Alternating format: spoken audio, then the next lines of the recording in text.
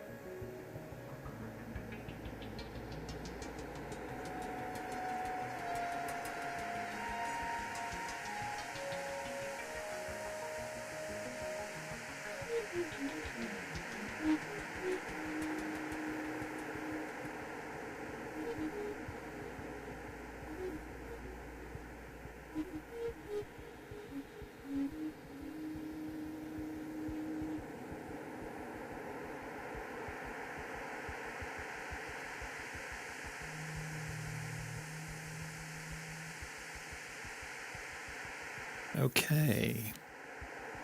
I think I can talk over the white noise. So, hope that was fun.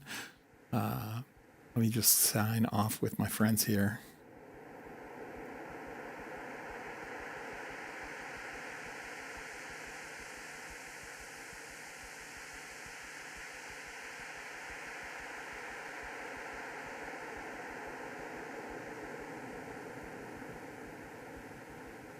Nice. All right.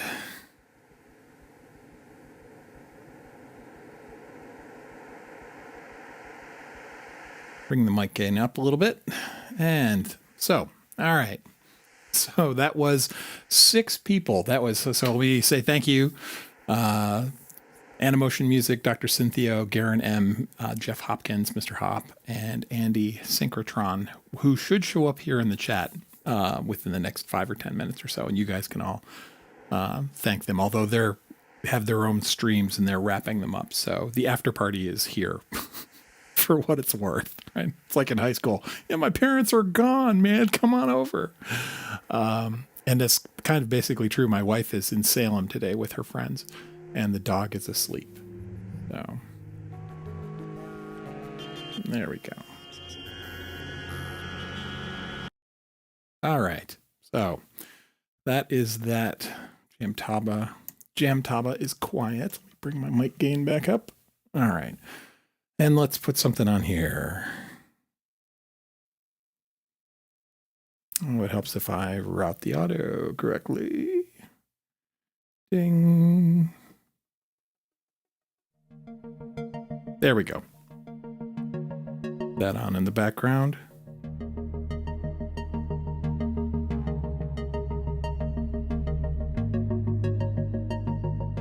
All right.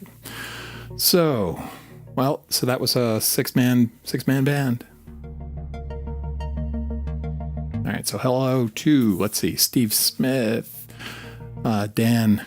Thanks for coming, Dan. Let's see, Dub Station, Gozinagons from the south coast of the UK. Hello. My Case. Let's see who else. A few others. Bass Bus, Klepto, Helical Coil, Eric S. So thanks everyone. Amphonics, Davi. Thanks for showing up. I would fully expect the most of you were watching Andy's stream, right? You know, senior citizen of the group. Let's see. Waveform, hello. Let's see. I think that's about it. Marishi. Did I sell my Circlon? Yes, I sold my Circlon. Although I didn't price gouge for it. So your number came up after 4 years. It took me 3 years on the waiting list to get my Circlon. And I held it for a year, enjoyed it, but really it was kind of redundant. The push in Ableton, the pattern, the workflow is the same on the Circlon from a mental model perspective. I mean, the muscle memory is different. But, all right, let's see who else. Tracy Synthesis? Is it Synthesis or Synthesis? Welcome. Michael. Nice. Sergio Leone, Spaghetti Western. That's good. It could be worse. Let's see. Excuse me. So when drinking amidst all this gear, right, we remember to put the cap back on when we set it down. Hey, AnnaMotion, welcome aboard. Thanks. You sounded fantastic. That was super fun. Thank you for doing that with me. With us. With me. Let's see. I'm the anchor only in like sheer mass, but other than that, I think Jeff and Andy lead our little crew, although Anna has strong creative input. There's Jeff. It did sound amazing, you guys. You're absolutely right. Oh, here you go. Here's an entertaining thing. That's our test ARP. That's our sync tone. Or at least the one that I was generating. Everyone had a channel where they were generating a tone to try and synchronize all of our stuff. And it worked pretty well.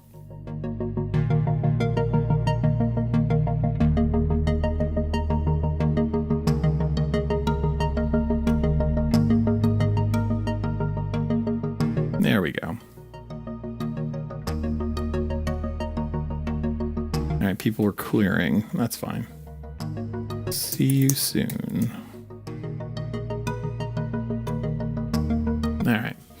So lessons learned. So what was that? So that was 6 people all collaborating using Jamtaba, which is a collaboration software. It can run standalone or it'll fit in your DAW. And basically it synchronizes your clock across the network. But you are 1 or 2 or 4. We were set for 2. We were 2 bars, 8 beats behind each other. So what I was hearing them play was what they played 8 beats ago. And what they were hearing me play was what I had played from their perspective 8 beats ago. It's really cool. So, and it works great. And huge hats off to Jeff Hopkins for setting up the server. He set up the Jamtaba server and put in way too much work. But apparently he came down with some kind of plague, which put him in bed, and nerds in bed tend to keep coding or something like that. So I don't know. We'll see how it goes. But yeah, thank you, Jeff. You have, I think, all of our undying love for keeping this running. None of this would have happened if you hadn't set up a server. Well, that's not true. We could have done it on the public servers, but I would not have participated if we didn't have a private server because I'm an antisocial jerk, apparently. So,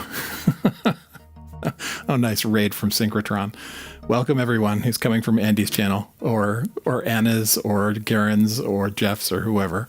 So everybody type in the chat how much you love Jeff and Andy and GerenM and Anna and oh my God, Dr. Cynthia.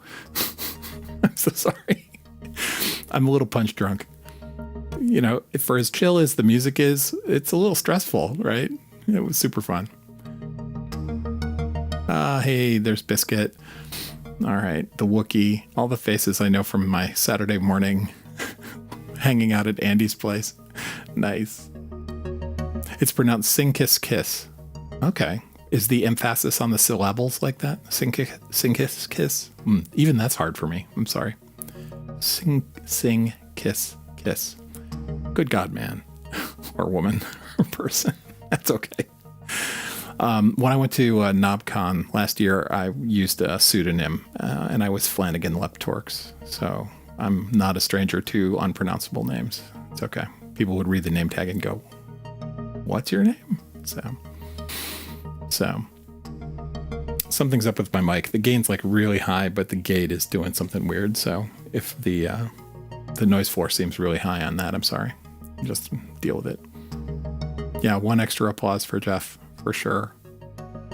So on our Discord server, Jeff's wearing a little wizard hat icon.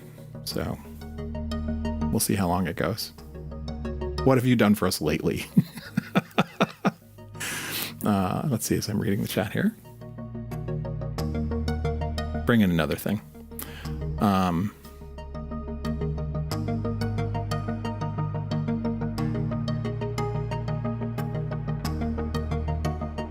I didn't see Audrey, so I'm sorry, Audrey, if you missed it.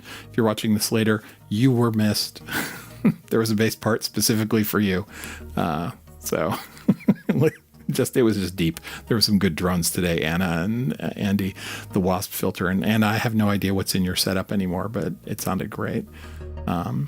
Jeff was noodling. Dr. Cynthia has a distinct timbre. It was great. It was really easy to pick everyone out. And GerenM has a distinct play style. So when GerenM was noodling, it was like, that's GerenM. I know. I recognize that. So it was cool. God, there's so much chat. If I seem bored, if I seem distracted, I'm trying to keep up with everything. Oh, Brosmac. Okay, so Sing Kiss Kiss is Brosmac. Okay, sorry, man. I know. I was going to say that logo is so familiar. It's because I have your album. Or playlist, or both. I think your holiday playlist featured prominently in my family's entire Christmas this year. So thank you everyone for watching. It was awesome. And if you're bored here because we're just chit-chatting, feel free to run away. It's all good. We'll talk about synths in a minute. If people were here with questions, if you want to know anything about what we did, or you want to know, ask them in the chat. And so everyone will respond as needed. Is that new push your favorite thing now?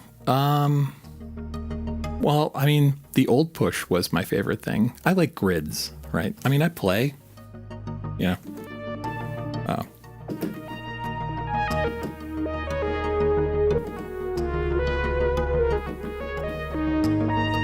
Who picked this key? It's all black notes except for F and B. All right. I like grids, Synth Addict. So I've had a push since push 1. When push 2 came out, I upgraded to that. They had a deal where you could trade in your old push 1 and they would donate it to schools, and you got a discount on a push 2 if you did that. And so I did that. And then I went through, at one point I owned 3 push 2s because I had one for the studio, one for travel, and one as a loaner for friends, because I like to, I'm a pusher. It's like, you should try this piece of gear, right? So that third one is out on sort of permanent loan. And then when the 3 came out, I upgraded and was mildly disappointed because the standalone really wasn't what I wanted it to be. Like, the hype was way more. But the 3 as a surface is great. But if you have a 2, there's only a few reasons why you would want to upgrade, MPE being one of those, the audio interface standalone mode. But it's not pure standalone. It's a subset of Ableton. So, but it's getting better, and they're going to keep moving it forward, and it'll just get better and better over time. But I love grids. I'm a terrible keyboard player. GerenM plays keyboards. Andy plays keyboards. Jeff plays keyboards. Anna, you play guitar, right? I think Anna plays keyboards too. I only play grids for the most part. I used to play bass, except that I discovered I can be a better bass player on a grid than I could ever be on a wooden steel bass. But let's see. Mark Weird says, I have a push 3. I look, though I'm probably not using it 100%. I think that's true for most people. Like, I think everyone has gear. I've got synths in here that I still have to I've owned for years, and I still haven't gone through all of the core, functionality within it. There's corners of it that I don't know how to use, and that's fine. That's why you have it for so long, right? If you're cycling through gear really fast, selling old stuff to get new stuff and never actually learning the old stuff, that's not so cool. But you do you, right? That's fine. Let's see.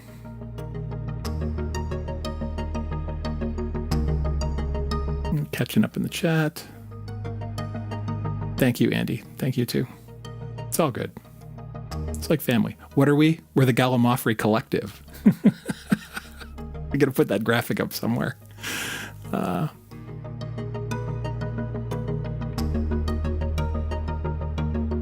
Nice. I can't imagine there are probably a bunch of Jamtaba, Ninjam experts who are doing this, and they're so cool. We've never heard of them, right? It's like those clubs. Like, if you know about the club, you can't get in. only the it's the if anyone hears about it, everyone stops going there, right? I don't know. Biscuit says push 3 should have gone ARM rather than Intel. I absolutely agree. I wish it was an ARM because the thing does get quite warm in standalone mode, and I don't know. We'll see. It's certainly engineered to be upgraded over time, and I can't imagine they would lock themselves into a platform that was end-of-lifed. So, we'll see.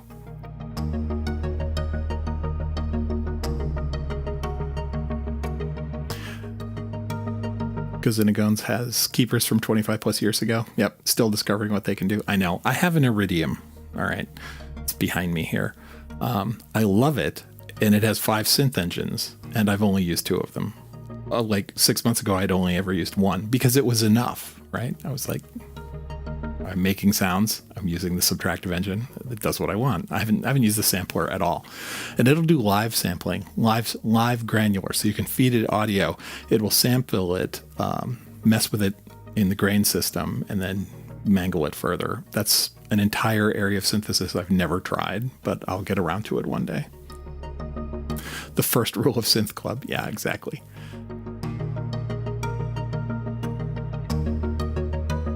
So I tried Ninjam a long time ago as well, and I didn't like jamming, mostly because I tried Ninjam when I was still playing bass guitar and all of my friends were guitar players. And the problem with jamming with your guitar players, your friends, on the internet where you really can't see each other except through a chat dialogue.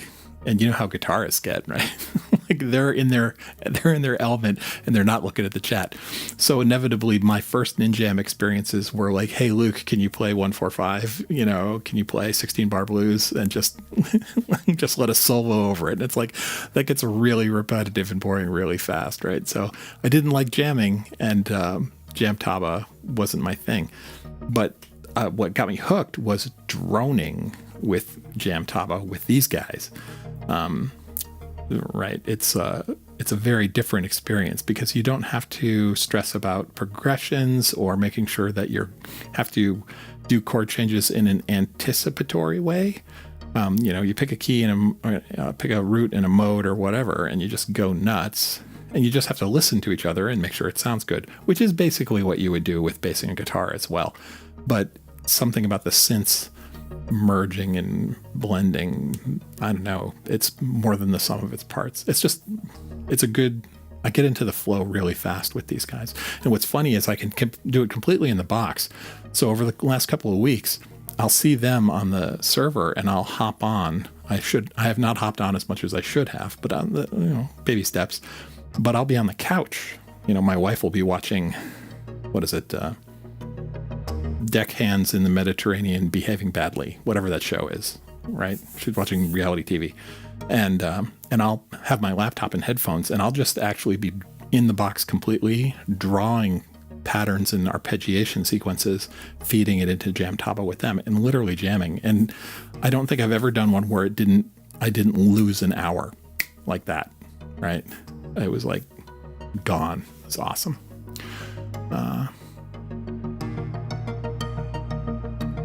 Yeah, I would like an Osmos as well. It's on the list. I literally don't have space at this point.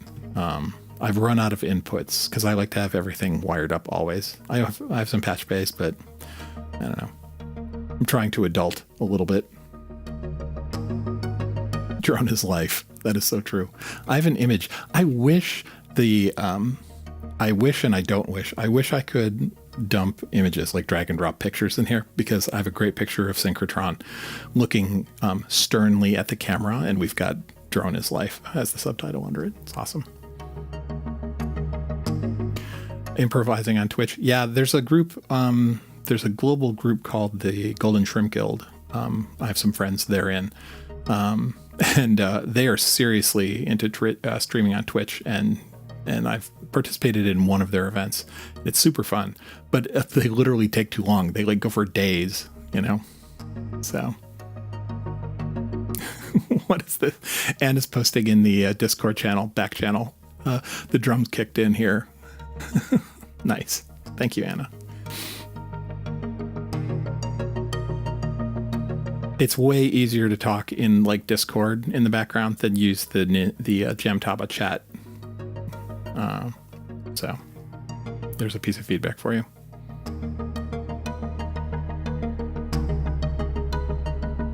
Oh, nice. All right, so it goes.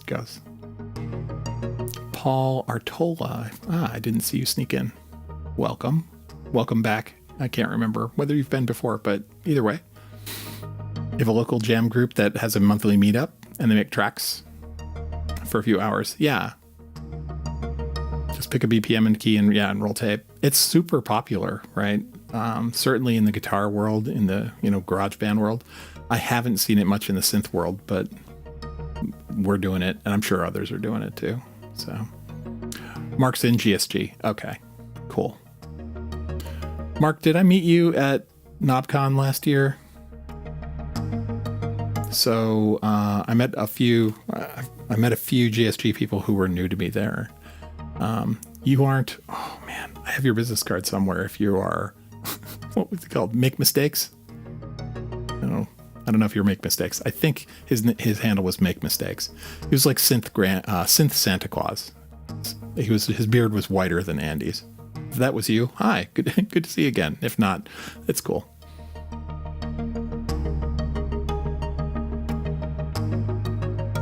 You hardly leave your house. That's fine. Cool.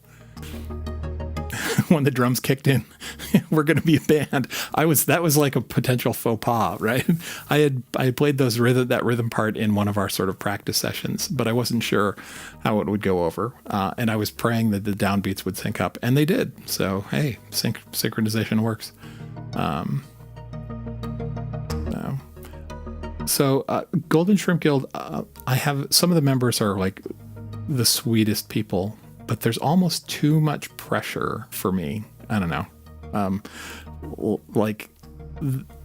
When you start to, if you're in GSG, right, this is how my take on it. When you're in Golden Shrimp Guild and you go to do a stream and they're doing the big event and it's training, I felt very strongly obligated to partake in the entire thing. And I just don't have it's like a work-life balance thing. It's like a jam life balance.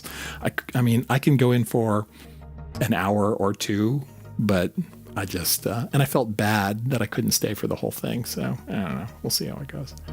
We'll see. But my GSG buddies they're all close friends, and I see them at the local meetup and stuff like that.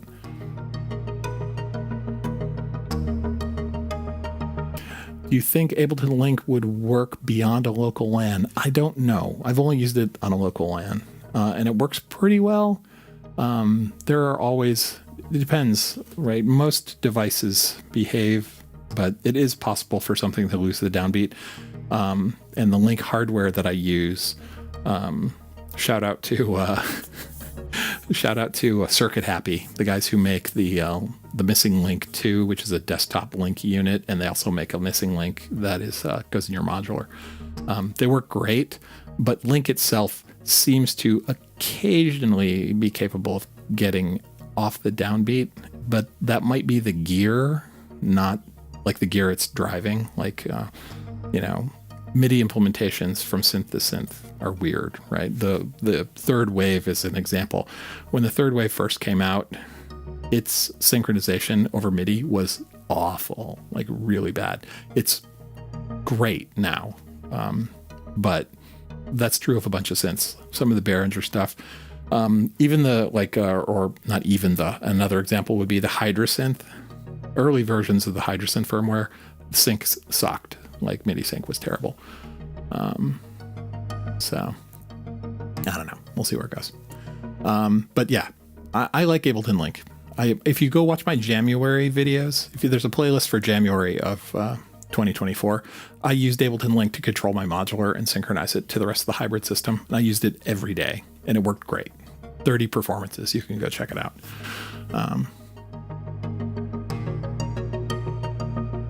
Let's see.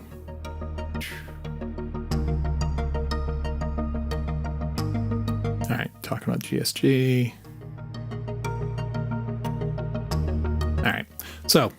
All right, you guys talk amongst yourselves. I want to play. I'm gonna tear apart what I had running here. Okay, so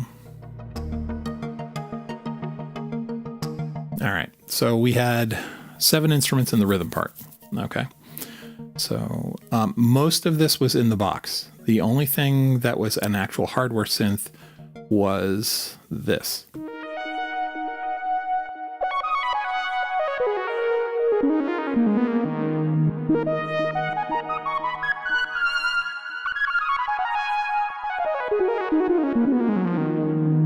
And this is a Cobalt 8.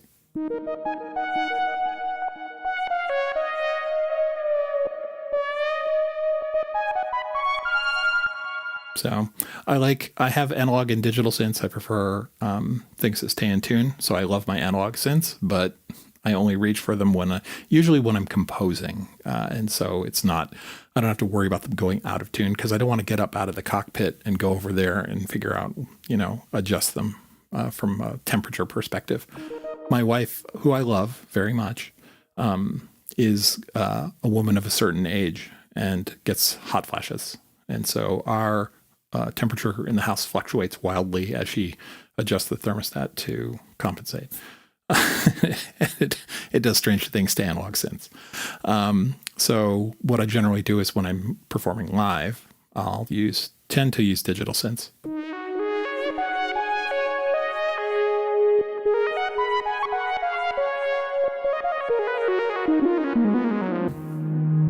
So, and what I do is I use a lot of external hardware.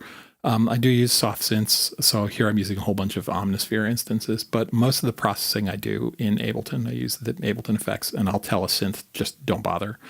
It just depends. Some synths have awesome inbuilt effects. Hydrosynth is great. Third Wave is great. Summit's great. The rest, they vary. It's by taste, right? It's like what you like. But I cannot do hardware jam since I don't use Ableton. You can totally. I'm not there are people, Andy's using not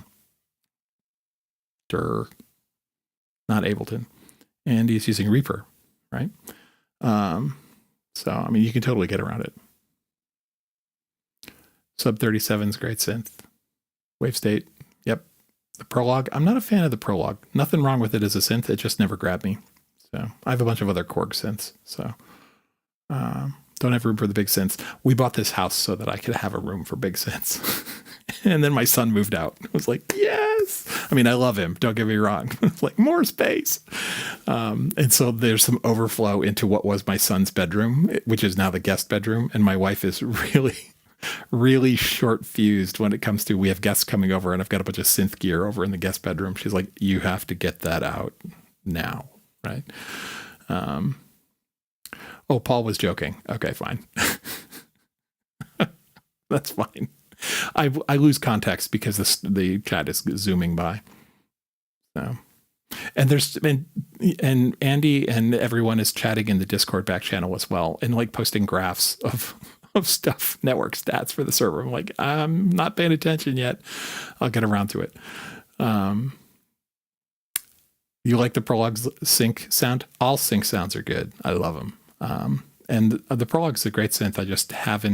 I went for weird instead, and I picked up all their Raspberry Pi synths over the years, slowly accrued. So Guitarski, hey, welcome. If you're saying you love my channel, thanks very much, man. And if you're saying you love someone else's channel in here, that's awesome too. So again, context. Oh, anyway, so I was talking. So what did we use today? Cobalt 8. And then the Rick bass. Let's see. Bring up the volume. Let me turn off the pattern that's playing. I've got a video on how to make this bass sound.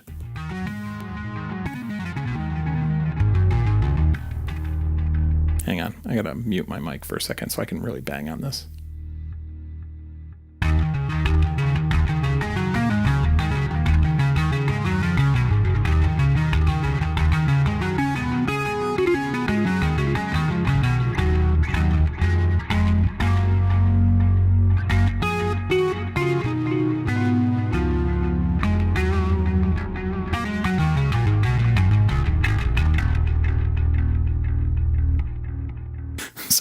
Sorry.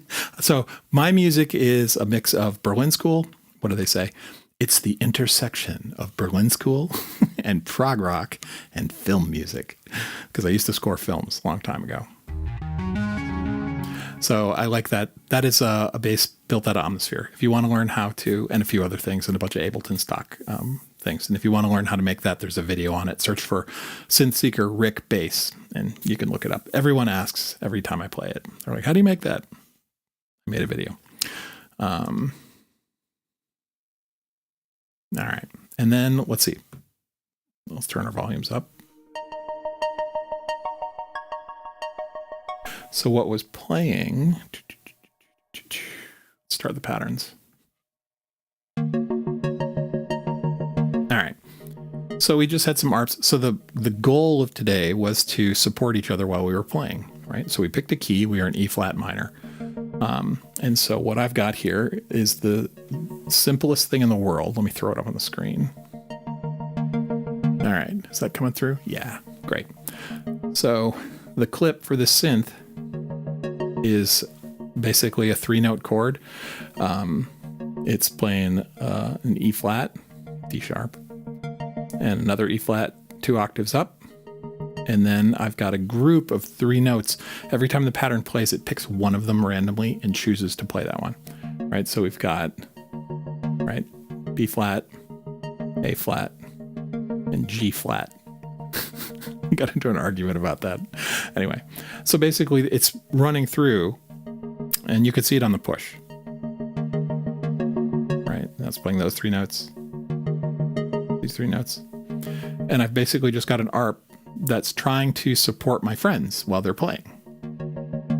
Right? And I'll bring it in and out. I'm playing DJ mode. Right? And so I've got a series of instruments set up, each doing something similar. Right? So if we listen to this one, that's this one. Same thing.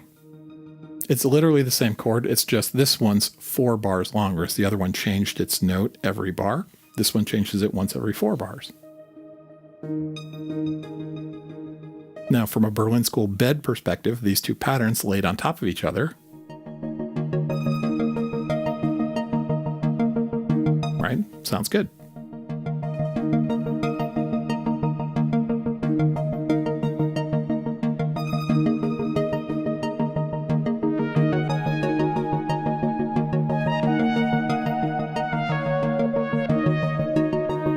We'll channel our 80s sci-fi theme song.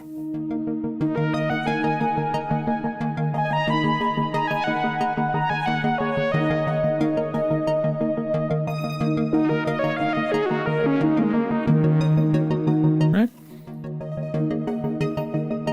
We'll bring these down. And what other patterns were we using today to support everyone? We had this one going.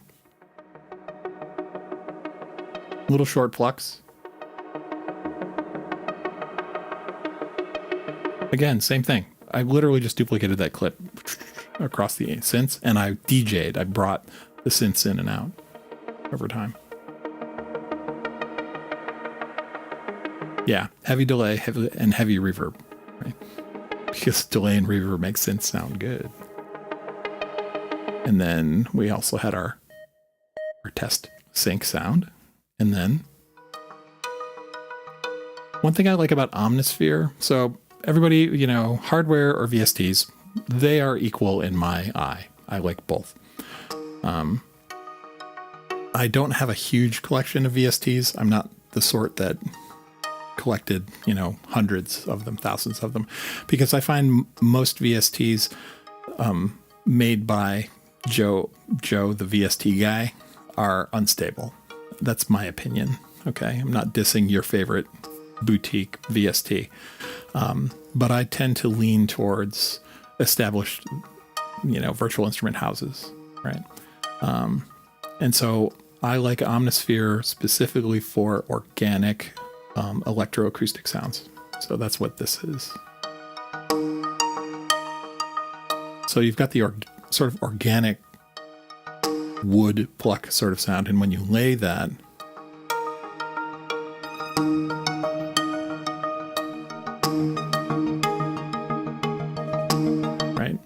I like where that goes. For me, this is my Berlin School. Now, it's not classic Berlin School, right? I get a lot of comments. People are like, you're not doing it right. You're not doing Berlin School right. Well, I'm doing it my way. I'm influenced by Berlin School. I'm not building a shrine to classic Berlin School, which you can do. Nothing wrong with that. I like Tangerine Dream and Klaus Schulze and all that. They're just as much as the next person.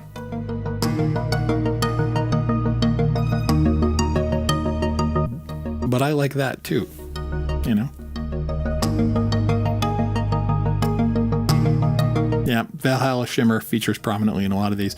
If you are using Ableton, the Ableton Hybrid Reverb will do a good enough plus extra variance to that Valhalla Shimmer. I would check it out if you're using Ableton. Biscuit, you've got too many VSTs that you don't use. I had the same. I mean, you accrue them, right? You got to clean out the corners from time to time.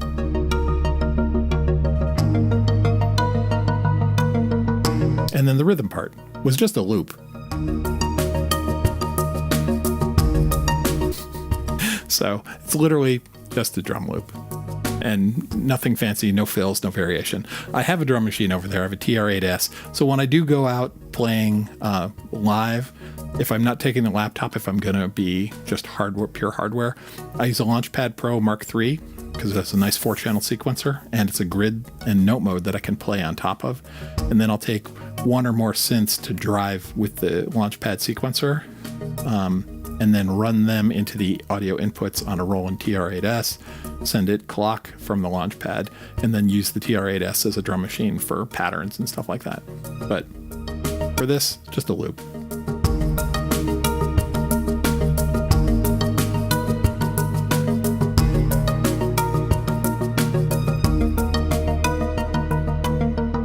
All right, bring it on down. Actually, we'll just stop it. There we go.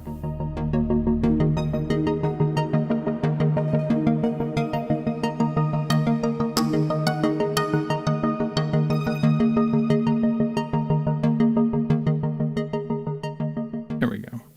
All right.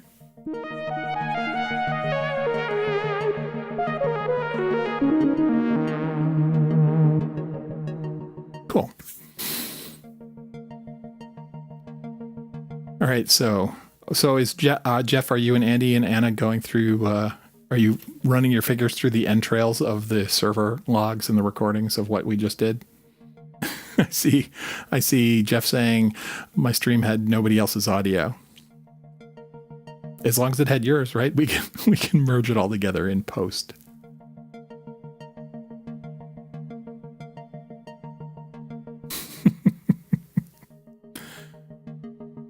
So Biscuit, you mainly use Arturia, UE, GeForce. Yep. We overlap, right? I was a big Native Instruments fan, but after I moved to an M1 Mac, for a while there, they were kind of sketch. But I think they're pretty much caught up. I will never forgive Native Instruments for end-of-lifing Absinthe. I love Absinthe. But I guess the developer,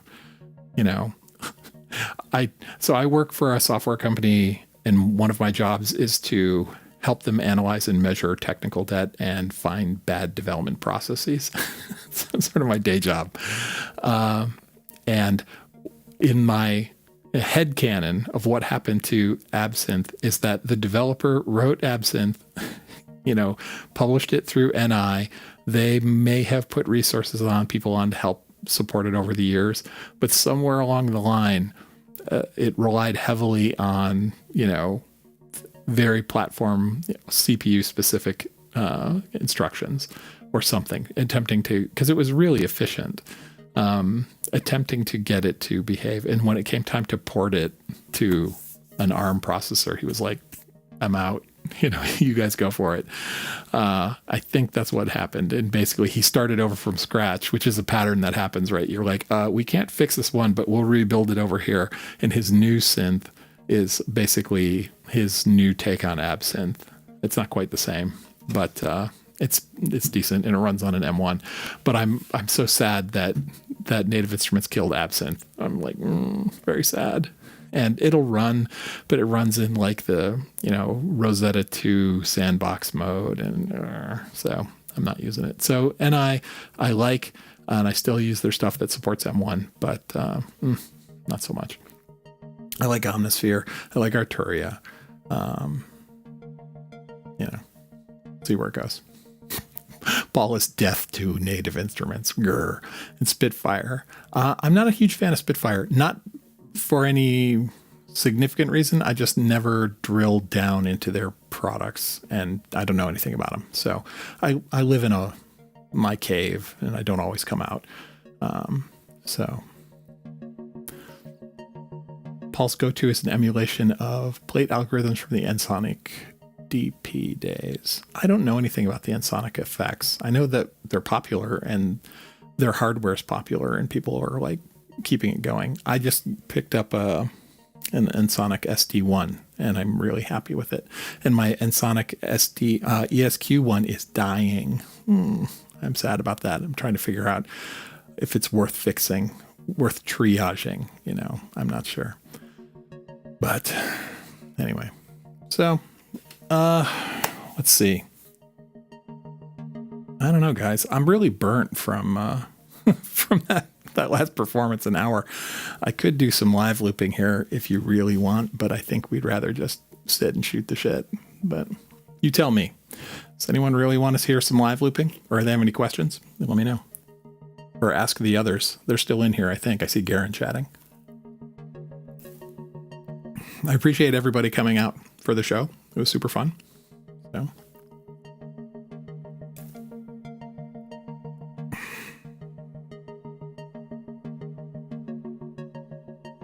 You found Omnisphere sounds too dominant for your purposes. Okay. And, it works or it doesn't. All synths are like that, right?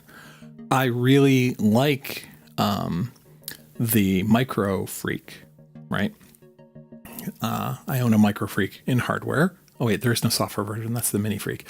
So I own a Micro Freak, and it's a good synth, but I don't reach for it because I find it really jarring. Like I have to work to make it fit with other things, work more than other synths. So I tend to reach for other synths rather than the Micro Freak, but I'm never getting rid of it. It's part of the collection and I'm happy with it. So, oh my God. The back channel Discord is like overflowing with discussion. This happens to me all the time. So everyone is in there talking science. And I'm like, they have this huge thread. And then I get in and I've got to like read this backlog of stuff. So I may just start feeding it all into ChatGPT and say, summarize for me the last 30 minutes discussion from this Discord channel. Anna loves her Micro Freak. It's very lovable. Right. I know you're still here. I'm not saying you're not here. That's fine. That's just how it is.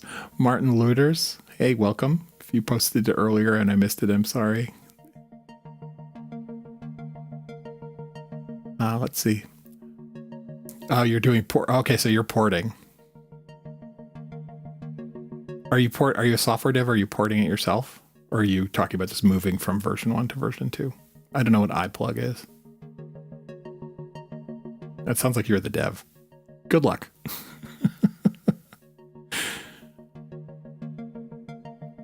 Tracy says, dominance gets in the question of how many synths you want to play simultaneously. Well, yeah. So I get lazy, right? Muscle memory. It's like, we'll just add another layer of synth. And really, I need to keep it to 4. 4 is good, right? The last EP I did, which sounds like it was recent, but I think it's almost 2 years ago now, was I forced myself to do 3 parts. Or, well, the concept was 3 players, 3 people playing with intention, and one of them was playing 2 different synths at the same time, 1 on each hand. So, and that worked out well. I like how that project turned out. Can you talk about how you mix live? How to keep sound from sounding too loud and too abrupt? Compressors are your friend, so is a limiter. And also being able to yell in the back channel at everyone else, the chat channel in Discord, say, hey, turn it down, you guys. But that's not a helpful answer. So mixing in the live, what we all did, mixing live, right, in Jamtaba is basically where we were. Jamtaba, we all sent it a feed and we said, okay, everybody, let's all have a target level of from -18 to -12 dB, right? And I think it's full scale or whatever. I think all our DAWs, the track feed into the plugin for Jamtaba. I'll use the same scale. So we said keep it around -18, between -18 and -12. So it's quite quiet, right? And as an example, you could hear the people who are using modular, like Eurorack modular gear, you could hear their noise floor a little bit, not a lot. And it wasn't bad, not a criticism. But that works. So when we had 6 people all feeding their -18 to -12 stuff together, it was peaking around between -6 and -3, right? And then I stuck a limiter on the end of it. And I was also using like what is it? The virtual, which mouse am I using here? What was I using? I was using the glue compressor from Ableton, right? Which is, that's an emulation of the, what is it? L2A2 bus compressor. So yeah. And then a limiter at the very end, just in case, something tragic happened. It's always possible that somebody does a filter sweep and their resonance is really high, and so it squeals through and blows all our ears out. But basically, it was a completely manual mixing process where we all agreed by convention to stay between -18 and -12. And then we talked a lot to each other. So it's like, okay, can you all pull back? And we talked about frequency ranges. So it's like, okay, the people whoever's running the bass drone right now, can you pull back because I want to bring something in that register? And we would just trade off, and we were all friends, and everybody was sharing. And that worked. So if you liked what you heard today, if it wasn't offensively poorly mixed, right? That's what we were doing. Now you can compare and contrast. You can go, so this video has a description with a link to the people who took part. Although, Dr. Cynthio, I need to add your handle in there, your YouTube link. But you can go listen to everyone else's streams and listen to their mix and see if there's a difference between, I will be doing that just to learn. So. You need a minion. I do need a minion. Although I'm not an evil genius. Allegedly. Garen said, I spent a day with a customer, basically had to give up on what was happening in Discord. Hundreds of messages. I know. But we don't have the Discord server for Synth Seeker is not like crowded. There's like 9 of us there. I think there's 60 total people. And most of them are lurking, right? So on any given day, it's just that the 9 of us that are here, we talk a lot. So I think everyone has complained at one point or another. It's like, Jesus Christ. iPlug is the framework we use for the PG8X 2.0. Martin, I don't know what that is. So if you want, post a link to it in the comments of this video and I'll go check it out. I'm not sure what you're talking about. Or someone explain it to me. I'm always interested in other people's projects. So, Martin wrote the definitive JX8P emulation. Cool, Martin. Thank you very much.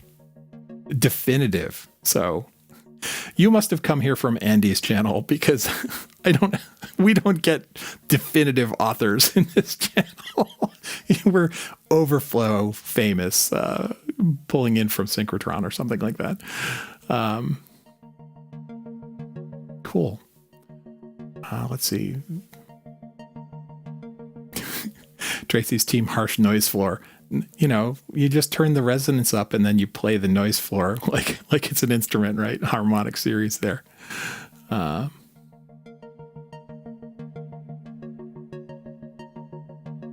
Jeff's mix is going to be way off because he only recorded himself. Yeah.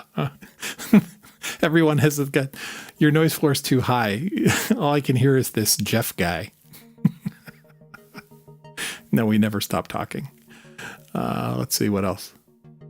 That's fine, Martin. I'm like very bad about context in the chat. All right, let's see. Okay, now Paul's making feature requests to Martin. Okay, you guys work that out. Too funny. Let's see, how are we doing time? 2:48. Let's do a really, really quick re-roll of the thing that I did in the middle of this thing.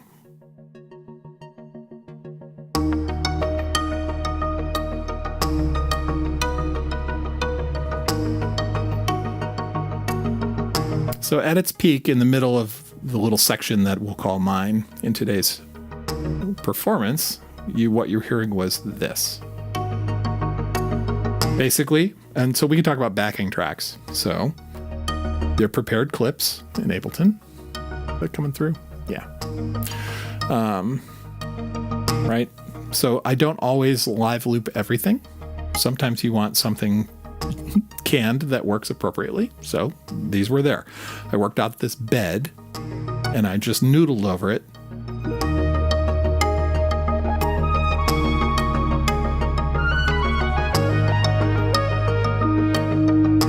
Right? And then I DJ'd, right? I effectively brought things in and out. And then I had, where is it?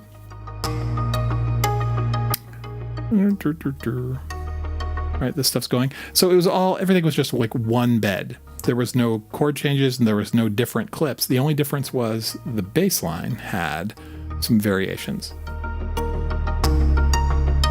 So we went from that sort of root note sort of thing to this.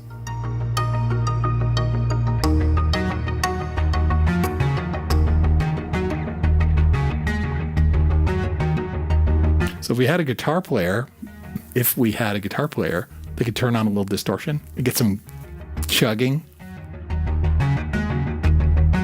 That would be cool. But you could still noodle over this.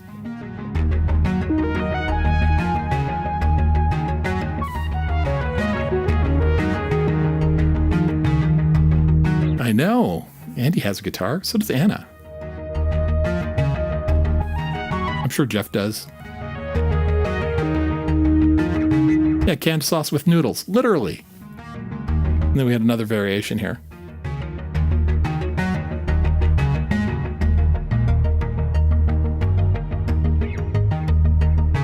And what I would do is I would bring out those ARPs and bring this one in.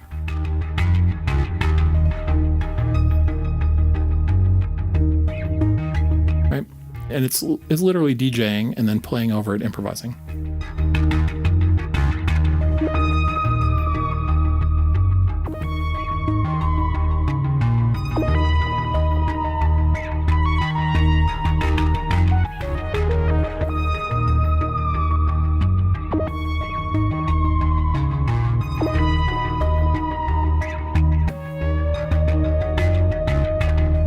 Like that. We talked last week or the week before about muscle memory and licks, right? I know where the root of this bass is going to go.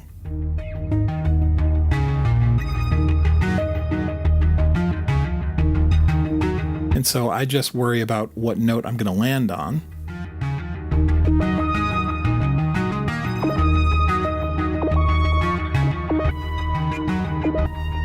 Right? All I care about is these four notes. I know where the bass is going to land. I know where my playing needs to land. And then in between, I just twiddle around playing licks to take me from one to the other. And then drums.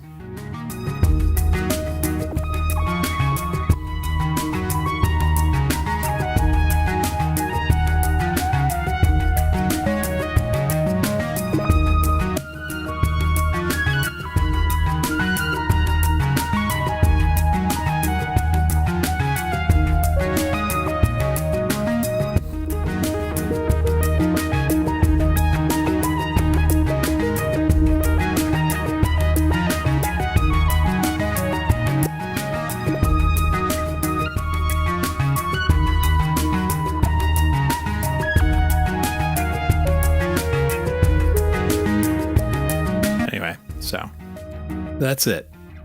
You can do this. Anyone can do this. You just have to have a little rhythm and you have to be able to tell the difference between one pitch and the next one, right? And those are learned behaviors. What else was in here? And then I had a drone. And the drone was just the drone. So that would run when I was doing bass drone and other people were doing ARPs or noodling. I would run that.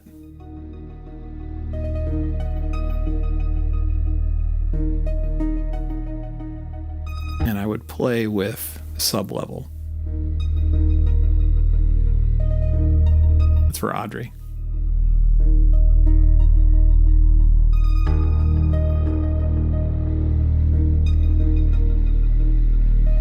I don't know if you can hear it, but the compression on the bass, on the sample for the bass, is picking up the amplifier noise and lifting it into the audible range.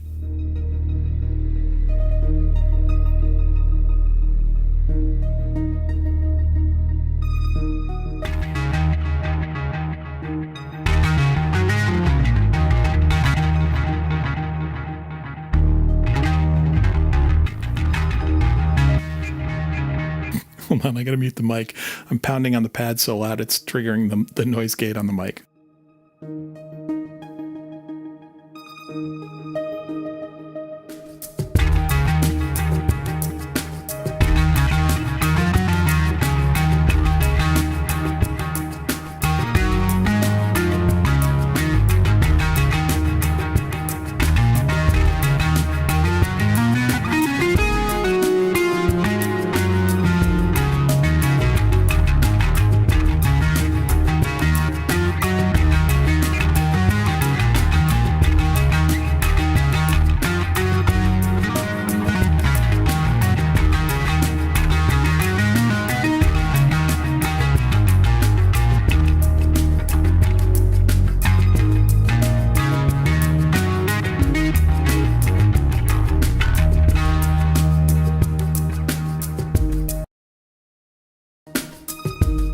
Whoops. Anyway. All right. So, yeah, bass face. The bass face comes out for sure. Once a bass player, always a bass player. So, I know where my keyboard bass playing started. Started in junior high school because I've told this story, I think, during January. I'll tell it real quick and then we'll wrap it up. We got a few minutes left. How did I become a bass player? And then how did I become a keyboard player? Because those two things are well intertwined. I wanted to be a flute player, flautist, in 4th grade. Story time. If you want to run away, that's fine.